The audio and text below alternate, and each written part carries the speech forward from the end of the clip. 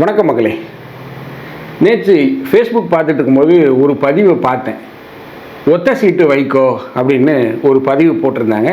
இது வைகோவை கலங்கப்படுத்தணும் அப்படிங்கிறக்காக நான் பேசல. அவர் மீது ஒரு மிகவும் மதிப்பும் மரியாதை, எனக்கு ஒரு மாபெரும் தலைவர், அதில் எனக்கு எந்த வித மாற்று கருத்தும் இல்லை. பட் ஆனால் இந்த பதிவை பார்க்கும்போது அந்த பதிவில் இருக்கக்கூடிய ஒரு உண்மை எனக்கு புரிந்தது. ஒரு மிகப்பெரிய ஒரு தலைவர் வைகோ அவர்கள் இந்த அளவுக்கு ஏன் இறங்கி போகணும், கட்சியை இந்த அளவுக்கு ஏன் இறக்கி வழி நடத்தணும்? ஒரு மானமுள்ள தலைவராக மக்கள் மத்தியில் அறியப்பட்டவர் தான் வைகோ. அந்த அளவுக்கு ஒரு பேச்சாற்றலும் ஒரு அரசியல் பண்பாளராக மக்கள் மத்தியில் பார்க்கப்பட்டார். அவருக்கு பார்த்திங்கன்னா திமுக எத்தனை தொகுதி கொடுத்துருக்காங்கன்னா மொத்தம் 4 தொகுதி. அதில் 3 தொகுதி உதயசூரியன் சின்னத்தில் போட்டிடும். அதாவது திமுகவுடைய உதயசூரியன் சின்னத்தில் போட்டிடணும். ஒரு தொகுதியில் நீங்கள் உங்களுடைய சொந்த சின்னத்தில் போட்டி போட்டுக்கோங்க அப்படின்னு சொல்லி திமுக சொல்லியிருக்கு. இது என்னடா புதுசாக ஒரு கூட்டணி பேச்சுவார்த்தையாக இருக்கே அப்படின்னு எனக்கே ஒரு அதிர்ச்சி ஏற்படுத்துச்சு. அதாவது ஒன்று அவங்க கட்சியில் போட்டியிட சின்னத்தில் போட்டியிட சொல்லுவாங்க, இல்லைன்னா எங்கள் கட்சி சின்னத்தில் போட்டிடுங்க அப்படின்னு சொல்லுவாங்க. இது என்னடான்னா மதில் மேல் பூனை மாதிரி 3 தொகுதியில் நீங்கள் உதயசூரியன் சின்னத்தில் போட்டிடுங்க, ஒரு தொகுதியில் உங்கள் இதில் போட்டிடுங்க அப்படின்னா இவர்கள் எப்படி செயல்படுவார்கள்? தேர்தல் ஆணையம் எப்படி கணக்கில் எடுத்துக்கும்? அப்போ 3 பேர் திமுக எம்எல்ஏ, அப்போ ஒரு ஆள் மதிமுக எம்எல்ஏவா?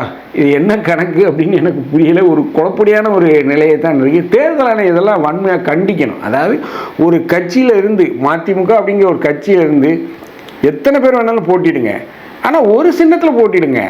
உதயசூரியன் சின்னத்தில் 3 பேர் போட்டிடுவாராம். ஒருத்தர் அவங்க கட்சி பம்பரத்திலே அதிலே போட்டிடுறாராம். இது என்ன, எப்படி இது கேலி கூத்தாக இருக்குது. இதெல்லாம் தேர்தல் ஆணையம் கண்டிக்கணும். ஸோ இப்பேற்பட்ட ஒரு சூழ்நிலையில் தான் நான் அந்த பதிவு பார்க்கும்போது ஒத்த சீட்டு வைகோ அப்படிங்கிறது பார்க்கும்போது எனக்கு ரொம்ப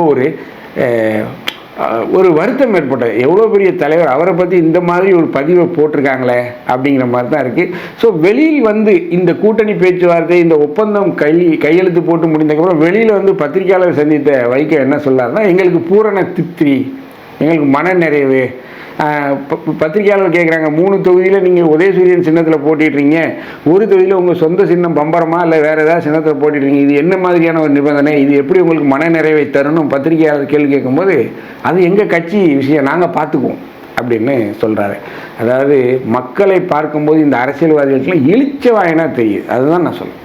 அதாவது மக்களை பார்க்கும்போது இளிச்சவாயர்களாக தெரியுறாங்க. இதற்கு மக்களாகிய நாமே ஒரு காரணம். என்ன நடந்து கொண்டிருக்கு தமிழக அரசியலில்? குப்புற விழுந்தாலும் மீசையில் மண் ஓட்டாத கதையாக வைகோ அவர்கள் பேசிக்கிட்டு இருக்கார். அதை பற்றி தான் நம்ம இந்த நிகழ்ச்சியில் பார்க்க போகிறோம். நான் உங்கள் ஜோசப். வாங்க நம்ம இப்போது நிகழ்ச்சிக்குள்ளே போகலாம்.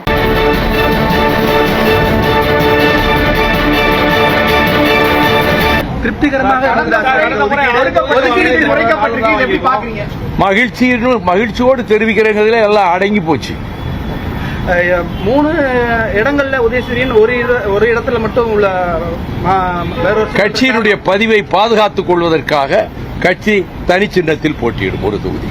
தனி சின்னத்திற்காக சமரசம் செய்து அது அன்னைக்கு ரிட்டர்னிங் ஆபீசர்ல கொடுக்கணும். தொகுதியோட எண்ணிக்கையை குறைச்சி சமரசம் செய்து கொண்டு அப்படியெல்லாம் ஒண்ணும் இல்லை. சமரசம்ங்கிற பேச்சுக்கு இடம் இல்லை.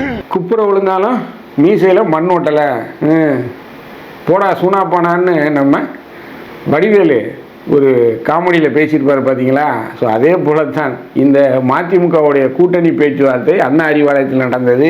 இந்த ஒப்பந்தத்தில் 3 தொகுதியில் நீங்கள் உதயசூரியன் சின்னத்தில் போட்டியிடணும், ஒரு தொகுதியில் உங்களுக்கு உண்டான சொந்த சின்னம், அதாவது பம்பரம் இப்போ அவங்க கையில் இல்லை, பம்பரமாவது ஏதாவது சாட்டையோ எதுலேயோ ஒன்று விட்டு நீங்கள் விளையாண்டுக்கோங்க, ஜெயிச்சுக்கோங்க அப்படின்ட்டார். ஸோ இதை நம்ம ஒரு தனி மனிதனாக, ஒரு பொதுமக்களாக, ஓட்டு போடக்கூடிய ஒரு காமன் மனிதனாக எப்படி சிந்திப்பாங்க யோசிச்சு பாருங்கள். இப்போது திருநெல்வேலியில் மதிமுக போட்டியிடுதுன்னு வைங்களேன். திருநெல்வேலியில் சங்கரங்கோவிலில் இப்போ வைகோ போட்டியிட போகிறாரு அப்படின்னு பேச்சு வருது. ஸோ வைகோ போட்டிட்டா சங்கரங்கோவிலில் வைகோ பம்பரத்தில் போட்டிடுறாருன்னு வைங்க.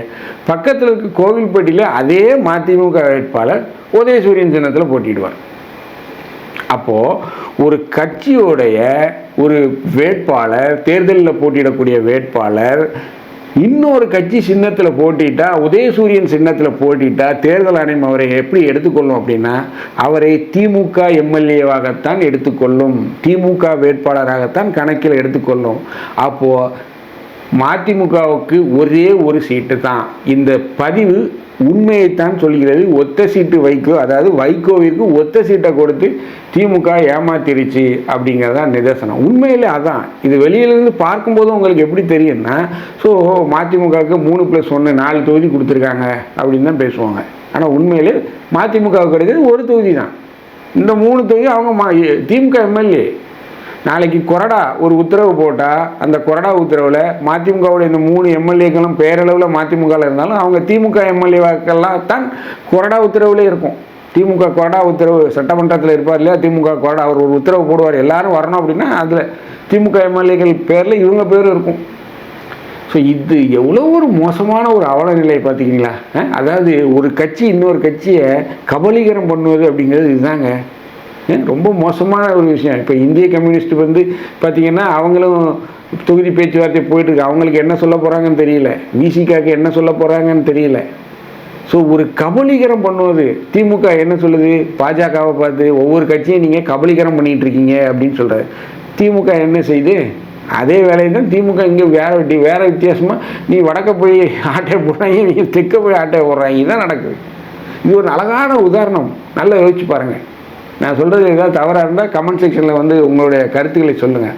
ஸோ இப்படி ஒரு மோசமான நிலை. எந்த ஒரு கட்சியுமே நீங்கள் உங்கள் சொந்த சின்னத்தில் போட்டியிடக்கூடாது, எங்கள் சின்னத்தில் தான் போட்டியிடணும், எங்கள் சின்னத்தில் தான் நீங்கள் போட்டிட்டால் தான் உங்களுக்கு நாங்கள் சீட்டு தருவோம் அப்படின்னு சொல்கிறது எந்த வித ஒரு பாசிச மனப்பான்மை. ஸோ யோசிச்சு பாருங்கள். மோசமான ஒரு பாசிச மனப்பான்மைங்க. அதிமுகவில் கூட அவர் எந்த வித ஒரு இந்த மாதிரி எங்கேயுமே எந்த ஒரு கட்சியும் கூட்டணி வாங்க உங்கள் சின்னத்தில் போட்டிக்கிடுங்க அப்படின்னு தான் சொல்கிறாங்க. இப்போ டிடிவி வர்றாரு, டிடிவி அவர் சின்னத்தில் தான் போட்டியிட போகிறாரு.